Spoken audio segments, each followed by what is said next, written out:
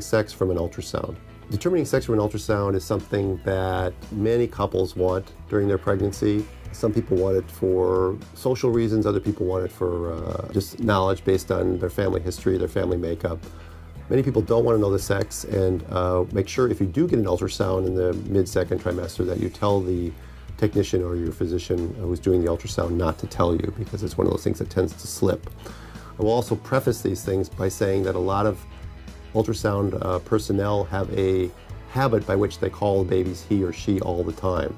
So if he's describing your baby to you and he's saying he, that doesn't necessarily mean it's a he, just so you know that, because we'd rather say he or she than it. The first ultrasound that you can even get an inkling of what the baby's sex is an ultrasound around 12 to 13 weeks, which is often done for genetic screening and looking at what's called the nuchal translucency.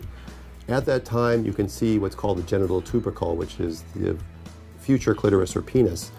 However, they tend to be about the same size at that time, and they may point in slightly different directions, but you can get a prediction of about 70%, which in my book isn't very good, so you wouldn't go home and start planning or buying or shopping based on what they tell you at a 12 to 13 week ultrasound.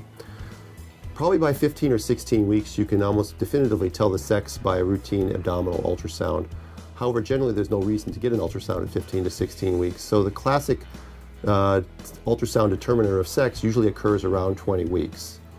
And generally that's 99.9% accurate. Everyone may know a story about someone who was told their baby is a girl and it turns out to be a boy, and yes, that does happen periodically, and the baby did not change in utero.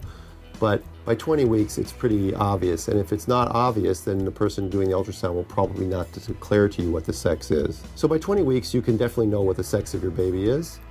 And then you can start to plan the rest of your life with your baby boy or your baby girl. Again, I'm Dr. Stuart Fishbein. Thank you so much for watching.